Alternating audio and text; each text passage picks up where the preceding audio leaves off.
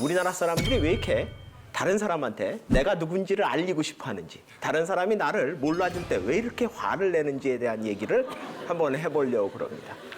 시작은요, 이걸로 시작을 하겠습니다. 얼마 전까지만 해도요, 식당에 가면요, 나는 된장찌개, 나는 김치찌개 이러고 있으면 종업원이 이렇게 내려다보다가 그거 하나로 통일하면 빠르고 좋은데요? 뭐 이래요. 또 그러면 손님들이 그래요? 우리 김치찌개로 할까? 이래요. 분명히 된장찌개 원한다고 얘기한 사람이 10초 전에 있었는데 갑자기 합의를 보겠다 그래요.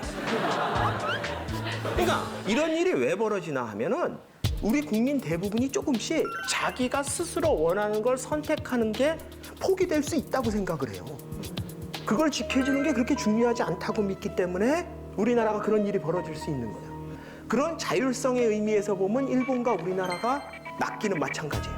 우리나라는 관계성 때문에 다른 사람을 고려해야 되고 일본 사람들은 집단을 고려해야 되기 때문에 자기 스스로 자기가 원하는 걸 선택하는 것 자체는 좀 약해요. 그런데 우리나라가 일본에 비해서 주체성이 높은 건 어떻게 나타나냐? 존재감으로 나타나요. 우리나라 사람들은 자기가 이 자리에 존재한다는 것을 인정받아야 돼요. 인정받아야 된다는 얘기는 왜 나오나 하면 스스로 자기가 존재감을 인정하지 않는다는 얘기예요. 왜? 관계성 때문에 그래요. 서양 사람들은 주체성이 높아도 여기 자기가 있다는 걸 스스로 인정하는 형태로 나타나요. 개인주의니까. 근데 우리나라는 관계주의니까 그걸 인정을 못 받는다는 느낌을 받으면은 어떤 말이 나오냐? 무시한다라는 느낌으로 가는 거예요. 여러분들 이렇게 주체성이 사는 한국 사람들이 가장 좋아하는 말이 이거예요. 한턱 쏜다. 한국 사람들은 쏘기 위해서 살아요.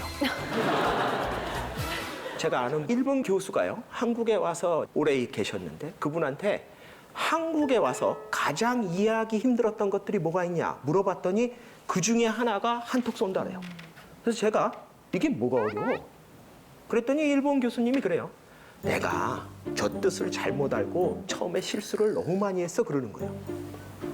그래서 내가 무슨 뜻인 줄 알았는데 그랬더니 이 일본 교수님이 그러는 거예요. 저 한턱 쏜다를 나는 자기가 밥값 낸다는 얘기인 줄 알았어. 그래서 제가 맞는데 밥값 낸다는 거? 그랬더니 일본 교수님이 그러는 거예요. 저거는 그냥 밥값 낸다는 얘기가 아니라 자기가 그날 주인공이 되겠다는 선언이 돼요. 물론 항상 한턱 쏜다는 거를 그런 상황에만 쓰는 건 아니지만 우리가 일반적으로 한턱을 쏜다 그럴 때는 자기가 한턱 쏠 만한 일이 있을 때예요. 보통 자기한테 좋은 일 있을 때, 승진했을 때, 뭐 생일이라든지 아니면 좋은 일 있을 때, 이럴 때 한턱 쏜다고 그러는 거예요. 여러분들 대한민국에서 밥값을 내야 될 때는 여러 가지 상황이 있는데 가장 극단적인 게 한쪽에 한턱 쏜다고요. 정반대쪽으로 극단적인 게 뭐냐 하면 접대할 때예요. 근데 이게 왜 반대쪽이냐 하면 한턱 쏠 때는요, 내 존재감을 드러내는 날이고요. 접대할 때는요, 내 존재감을 죽이는 날이에요. 여기 계신 분들이 뭐 젊은 분들은 접대할 기회가 별로 없으셨을지 모르지만 대한민국에서 접대는 어떻게 합니까? 접대할 때 계산 어떻게 하세요?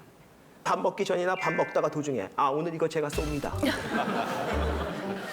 그러면 접대가 될까요? 안 될까요? 안 되죠. 아니 내가 밥값 낸다는데 왜 안 돼요? 그게 안 되는 이유는 그 말이 단순히 밥값을 내는 게 아니에요. 접대를 할 때는 밥값을 어떻게 내야 되나 하면 밥을 4분의 3쯤 먹었을 때 더 이상 들어올 게 없다고 느껴질 때 조용히 화장실 가는 척하고 나가서 미리 계산해 놓고 들어와서 조용히 앉아 있다가 식사가 다 끝나고 나갈 때 접대 받는 분이 약간 어색하게 이러면 여러분들이 그냥 나가시면 됩니다. 이러고 보시고 나가요. 이게 접대의 핵심이에요. 그렇죠. 그거 돈 안 내고 있다가 나가는 도중에 잠깐만요 그래가지고 지갑 꺼내가지고 이거 빨리 그래요 이딴 짓 하면 왜 안 돼요? 자기의 행위가 너무 드러나잖아요. 대한민국에서 접대가 왜 힘든 줄 아세요? 자기의 존재를 죽여야 되기 때문에 그래요. 상대방한테 좋은 걸 주는 게 아니라 자기의 존재는 그날 없어요. 자기는 뭐예요? 그림자가 되는 거예요. 그거의 정반대가 뭐냐? 한턱 쏜다요. 이날은 내가 주인공이에요. 그러니까 좋은 일 있을 때 내가 주인공이 될 만한 일이 있을 때 외치는 거예요. 여러분들 이게 굉장히 조심해야 되는 게 대한민국에서 별일도 없는데 자꾸 한턱 쏜다 그러면요. 밥 사고 욕먹어요. 생각해보세요. 누가 여러분들한테 자꾸 점심 때 아무 이유가 없는데 자기가 쏜다 그러면서 여러분한테 밥을 사주면 사실은 얼마나 고마운 일이에요. 난 돈 안 들고. 근데 한국 사람들은 그냥 고맙다고 안 끝나요. 한 몇 번 얻어먹고 나면 마음속에서 이런 생각이 들어요. 지가 뭔데? 그러니까 우리나라 사람들은 밥을 얻어먹는 거에 한턱 쏜다는 거에 존재감을 많이 부여해요. 그래서 내가 한턱 쏜다고 외칠 만한 일이 있을 때 외치셔야 돼요. 그것도 굉장히 중요한 기술이에요. 대표적인 게 뭐예요? 자녀가 대학 붙었을 때. 그거 한턱 쏴야 돼요. 여러분들이 이제 자녀가 대학 붙었다는 게 직장에 소문이 나면 이제 와가지고 축하해, 수고했어, 고생했어, 붙었다며 막 이러면서 그러는 거예요. 그럼 여러분들이 씩 웃으면서 거뭐 다 붙는 거 가지고 뭐 이러는 거예요. 그러면서 뭐라 그래요? 내가 오늘 쏠게! 그러는 거예요. 그래가지고 이제 식당에 가서 고기 굽고 술 마시고 막 놀고 있는데 옆에 부서에 있는 사람이 늦게 왔어요. 늦게 와서 미안해, 내 보고 때문에 늦었어. 축하해. 막 그랬더니 괜찮아. 앉아서 먹어. 그랬는데 조금 먹고 있다가 갑자기 이 늦게 온 인간이 슬쩍 자기 자식이 더 좋은 대학에 붙었다고 얘기를 해요. 짜증. 이건 말 그대로 완전히 개판된 거예요. 어떻게 보면. 근데 솔직히 얘기해서 그렇게 짜증날 만한 일도 아닐 수도 있어요. 왜냐하면 객관적으로 생각해 보면 그 사람 자식이 더 좋은 대학에 붙었다고 내 자식이 떨어지는 것도 아니잖아요. 그렇죠. 그러니까 이 자리는 내 자식 붙은 거 축하하는 자리니까 계속 축하하고 놀면 되는데 왜 분위기가 이상해지나 하면 그 얻어먹는 사람들이 전부 다 돈은 이 사람이 내는데 주인공이 바뀐 게 느낌이 와요. 우리나라를 서열 사회라고 그러는데 물론 서열 사회예요. 근데 우리나라가 서열을 중요시하는 이유는 뭔가 하면 주인공이 누군지를 가리는 게 굉장히 중요하기 때문에 그래요. 그러니까 일본의 서열 사회는 조직화된 부분에서 내가 어디에 들어가냐인데 우리나라 사회는 그게 아니라 오늘 이 자리의 주인공이 누구야? 그걸 굉장히 따져요. 그걸 볼 수 있는 게 뭔가 하면 우리나라의 예의 중에 하나는 뭔가 하면 자기가 아무리 서열이 높아도 부하 직원이 서열이 낮은 사람이 주인공이 될 만한 일이 있을 때는 상사도 조용히 있어야 돼요. 설치면 안 돼요. 왜냐? 제가 주인공이니까. 만약 완벽하게 경직된 서열 사회라면 그게 불가능하겠죠.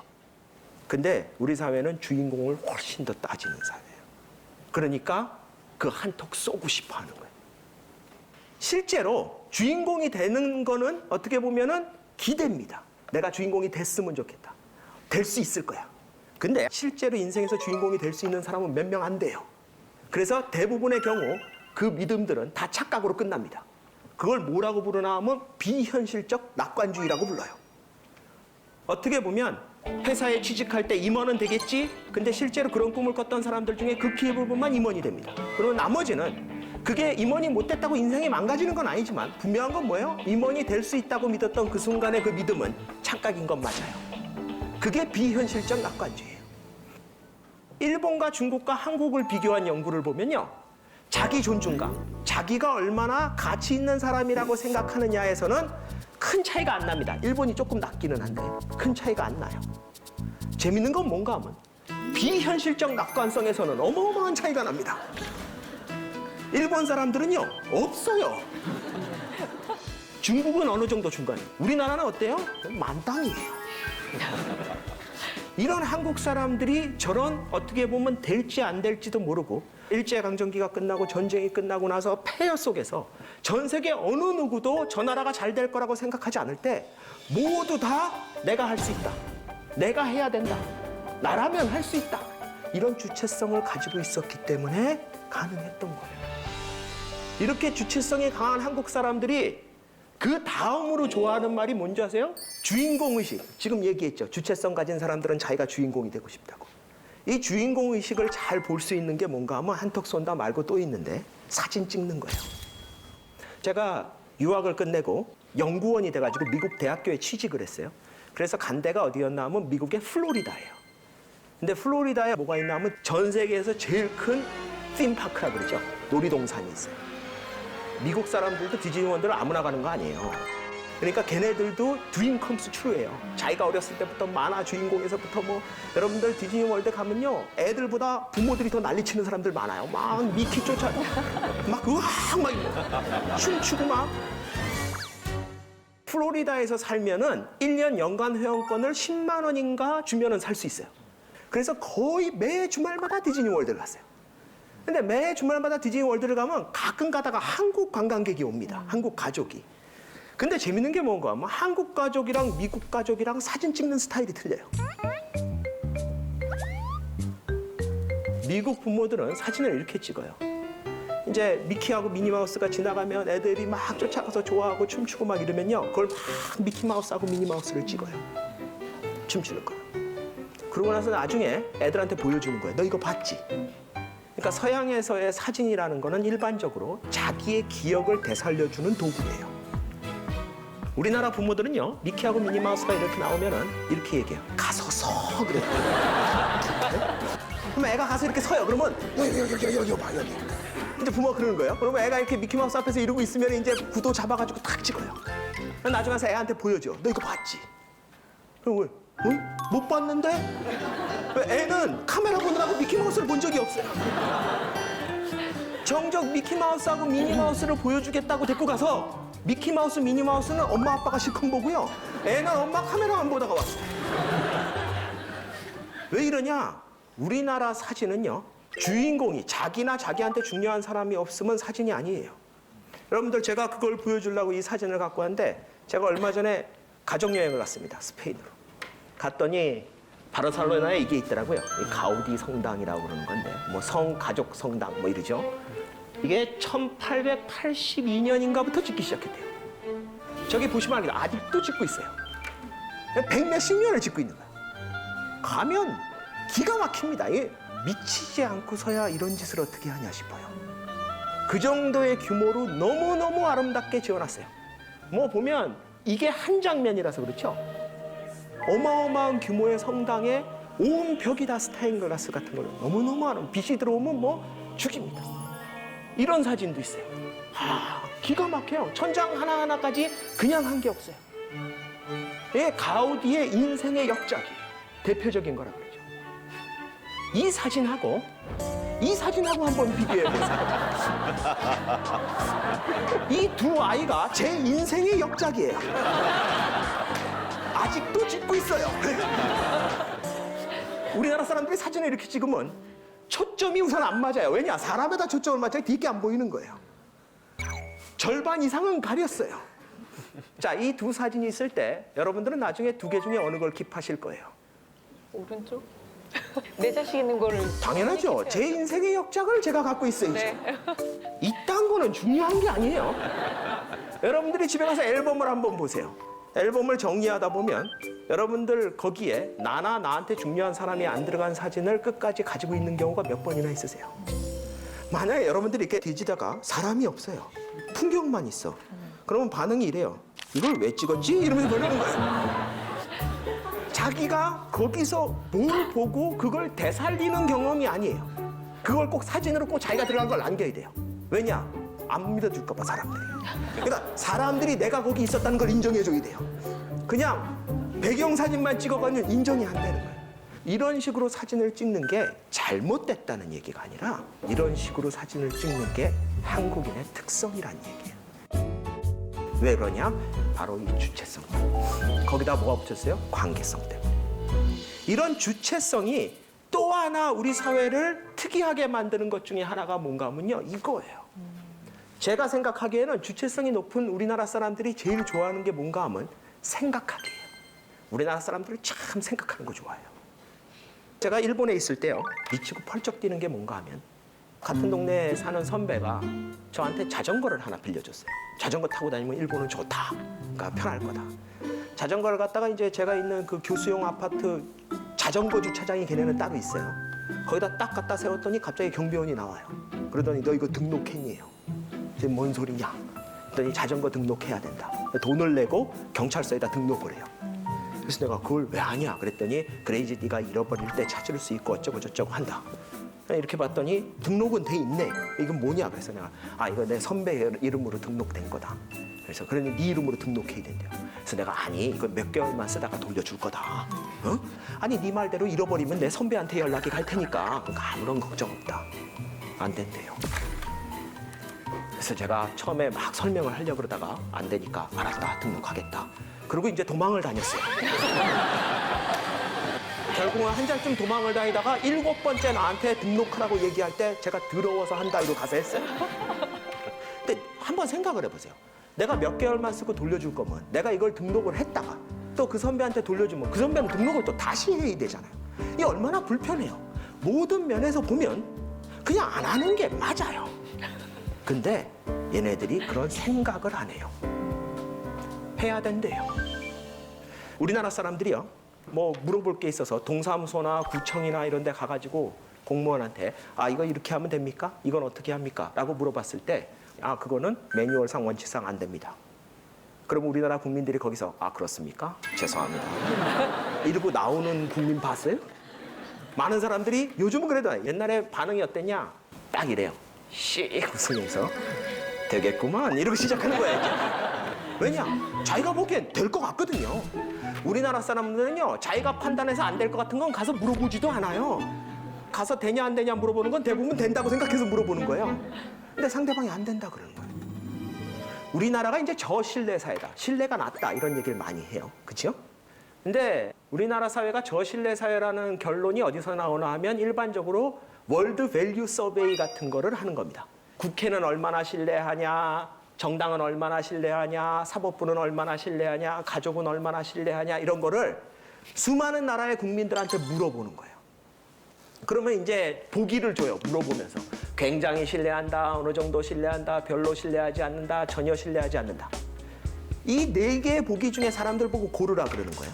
그러고 나서 나중에 그 나라 국민들이 얼마나 어디에 많이 대답을 했느냐, 평균값이 얼마 정도 되느냐를 가지고서 그 나라는 신뢰지수가 높다, 신뢰가 낮다 이런 얘기를 하는 거예요. 재밌는 건 뭔가 하면 이 월드 밸류 서베이 같은 거는 면접원이 직접 국민한테 가서 물어봅니다. 샘플한테. 왜냐하면 아직도 문맹률이 글자를 읽을 줄 모르는 국민들이 많은 나라에서는 설문이 안 돼요. 그래서 직접 면접원이 샘플로 포함된 사람한테 찾아가서 말로 물어보게끔 돼 있어요. 이걸 말로 하다 보니까 어떤 일이 벌어지나 하면 가끔 가다가 대답을 안 하는 인간이 있어요. 물어봤는데 이러고 대답을 안 해요. 근데 뭐 억지로 대답을 하라 그럴 수는 없고 또 하나가 뭐가 있나 하면 모르겠는데요 라고 대답하는 문항이 있어요. 그 자료를 보면요. 일본 사람들은 대답을 안 하는 사람은 없어요. 우리나라 사람들은 간혹 있어요. 대답을 안 하는 사람이. 근데 일본 사람들은요. 모르겠다고 대답하는 사람이 되게 많아요. 우리나라는 모르는 사람은 한 명도 없어요. 이게 어느 정도인가 하면 가족을 얼마나 신뢰하느냐. 그러면은 일본 사람들은요. 모르겠다고 대답하는 인간이 있다는 거예요. 만약 여러분들한테 누가 국회를 신뢰하십니까? 그랬더니 여러분이 모르겠는데요. 그럼 보통 이렇게 뭐 아니 당신이 국회를 신뢰하냐고요. 모르겠는데요. 그러면 어떻게 대답이 나오냐? 너 아무 생각 없이 사는구나 이러는 거예요. 그러니까 우리나라 사람들은 자기 의견을 강하게 표현하고 갖고 있는 거에 대해서 별로 거부감이 없어요. 근데 일본 애들은 자기 스스로 생각하는 거를 별로 좋아하지 않습니다. 상대적으로. 전혀 아니란 얘기가 아니라. 그래서 걔네들이 실제로 표현만 안 하는 게 아니라 생각 자체도 잘 안 해요. 그러니까 저 같은 사람이 가서 이거 자전거 몇 개월만 탈 거라니까 돌려줄 거야. 네가 생각해도 말이 되지 않아? 난 이런 식으로 얘기를 해요. 조금만 생각하면 해결 방법이 나오잖아. 걔네들은 등록하세요. 그거 한마디예요. 그러니까 우리나라 사람들은 참 생각을 많이 하고 좋아해요.